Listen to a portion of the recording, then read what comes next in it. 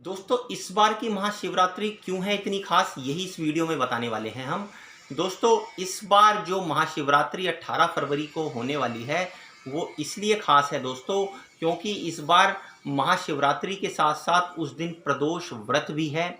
और प्रदोष व्रत होने के साथ साथ शनिवार के दिन ये महाशिवरात्रि पड़ रही है दोस्तों। तो किस प्रकार से ये आपको धन धान्य और सुख संपदा देने वाली हो सकती है, यही आपको इस वीडियो में बताएंगे। दोस्तों हमारे चैनल को लाइक और सब्सक्राइब जरूर कर लीजिए।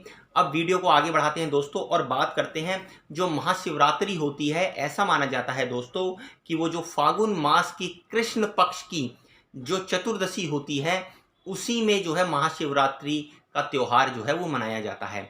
तो दोस्तों इस बार जो पंचांग के अनुसार जो ये तिथि पड़ रही है वो 18 फरवरी को रात के 8 बजे से अगले दिन 19 फरवरी को 4:19 तक ये है। अब दोस्तों क्योंकि ऐसा माना जाता है कि भगवान भोलेनाथ जो है वो माँ पार्वती के साथ उनका विवाह हुआ था इस दिन, तो इसीलिए महाशिवरात्रि का जो है वो त्यौहार मनाया जाता है। और इसी दिन जो है वो 12 ज्योतिर्लिंग जो है वो धरती पर स्थापित हुए थे।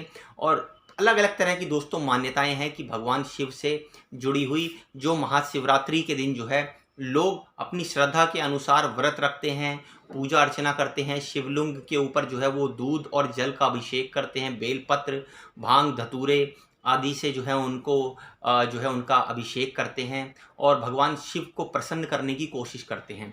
दोस्तों भगवान शिव और शक्ति के इस पावन मिलन को जो है महाशिवरात्रि का नाम दिया जाता है। और दोस्तों इतना ये जरूरी इसलिए हो गया है क्योंकि इस बार शनिवार को महाशिवरात्रि पड़ रही है और शनिवार के जो देव हैं वो शनिदेव स्वयं हैं, जिनको भगवान शिव ने न्यायदाता के रूप में स्थापित किया है देवताओं में। और दोस्तों साथ ही साथ ये कर्म फलदाता भी हैं, तो ये लोगों को उनको कर्मों के अनुसार जो है फल प्रदान करते हैं। तो आप देखेंगे इस शिवरात्रि से लेकर अगली जो शिवरात्रि आएगी उस शिवरात्रि तक आपको ये देखने को मिलेगा कि शनि देव जो है वो न्याय पर न्याय करेंगे और ऐसे कठोर न्याय करेंगे दोस्तों कि उनको जो है वो दूध का दूध और पानी का पानी कर कर रख देंगे। लोगों के उनके कर्मों के फल के अनुसार जो है जैसे उन्होंने कर्म किए हैं उसके अनुसार उनको अच्छे और बुरे फलों के परिणाम देखने को मिलेंगे। और न्याय होगा, जो अब तक दबाकर जो है लोग बैठे हुए थे, जो जिसके लिए लोग बाग अब तक तड़प रहे थे, वो न्याय उनको मिलने की शुरुआत होगी। दोस्तों इसको आप हर जो है लेवल पर देख पाएंगे, चाहे वो इंडिविजुअल व्यक्तिगत लेवल हो, चाहे वो किसी राज्य सरकार या किसी छोटे समुदाय के लेवल पर हो, चाहे वो बड़ी देश की सरकारों के लेवल पर हो, हर तरह के लेवल पर शनिदेव अब न्याय करने की स्थिति में आ जाएंगे और वो अपने परिणाम देना शुरू कर देंगे। अब दोस्तों यहाँ पर भगवान भोलेनाथ का ये जो त्यौहार है ये इतना महत्वपूर्ण इसलिए हो जाता है क्योंकि जितने भी देवी देवता हैं, जितने भी त्रिदेव हैं, उसके अंदर सिर्फ भोलेनाथ और माँ शक्ति ही ऐसी हैं जिनको अर्धनारीश्वर का खिताब दिया जाता है।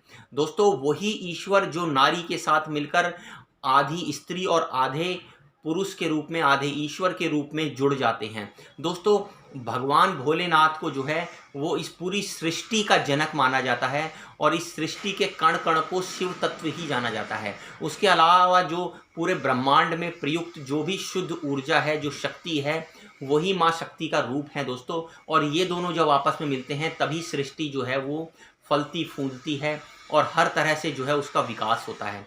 तो यहाँ पर क्योंकि ये भोलेनाथ का इतना पावन उत्सव है दोस्तों, तो इसको अपनी पूरी श्रद्धा से मनाइए। चाहे आप व्रत रखते हैं तो पूरे नियम कायदे के साथ अपने व्रत को कीजिए।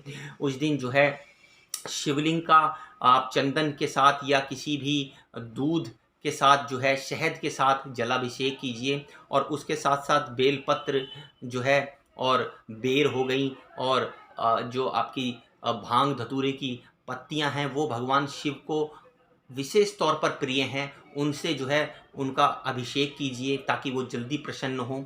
और दोस्तों इसके साथ साथ जो अलग अलग प्रकार के शिवलिंग हैं, अगर आप किसी विशेष देव को खुश करना चाहते हैं तो आप उस प्रकार के शिवलिंग के ऊपर आराधना कीजिए। जैसे शनि देव को अगर आप जो है प्रसन्न करना चाहते हैं तो जो काले रंग के जो शिवलिंग होते हैं उनके ऊपर अपनी पूजा अर्चना और श्रद्धा जिससे जो है अपने व्रत और अपने कर्मों का पालन कीजिए। अगर आप शुक्र देव को प्रसन्न करना चाहते हैं तो आप जो है स्फटिक के शिवलिंग के ऊपर जो है पूजा अर्चना कीजिए। अगर आप बुध देव को प्रसन्न करना चाहते हैं दोस्तों तो आप जो है वो ये पारद शिवलिंग के ऊपर जो है वो अभिषेक कीजिए। दोस्तों इसी प्रकार से हर देव के लिए भगवान शिव का जो है एक अलग स्वरूप मौजूद है। कहने का मतलब ये है भगवान शिव ही अपने अलग अलग रूपों में अलग अलग देवों के रूप में जो है वो सभी कार्यों को अंजाम देते हैं। तो यहाँ पर दोस्तों जिस प्रकार से आपकी कुंडली और आपकी ग्रह दशा आपको अलाउ करते हैं, उसी प्रकार से आप भगवान शिव को, भोलेनाथ को संकल्प लेकर जो है उनकी पूजा अर्चना और व्रत को जरूर कीजिए। दोस्तों ज़्यादातर जो भक्तगण हैं वो ये नहीं जानते हैं कि कभी भी व्रत और पूजा अर्चना संकल्प लेकर ही करना चाहिए, और जब आप संकल्प लेकर उस कार्य को करेंगे तो उसका आपको 200% रिजल्ट मिलेगा और आपको अपने जीवन में उसका अनुभव तुरंत ही होने लग जाता है दोस्तों। और जो बिना संकल्प लिए हुए कार्य होते हैं वो आपके पुण्य में जाकर जुड़ते तो हैं, लेकिन उनका जो प्रभाव होता है, उनका जो फल होता है वो कब प्राप्त होगा इसका कोई पता नहीं होता है दोस्तों। वो प्रकृति के फिर पास चला जाता है। लेकिन जब आप संकल्प लेकर जो है उस पूजा अर्चना और व्रत को करते हैं तो उसको आपको एक समय सीमा के अंदर उसका फल मिलना शुरू हो जाता है। दोस्तों हमारी वीडियो को लाइक और सब्सक्राइब कीजिए, ज़्यादा से ज़्यादा फॉरवर्ड कीजिए, ताकि इस प्रकार की इम्पोर्टेंट जानकारी और भी भक्तों तक पहुंच सके। धन्यवाद।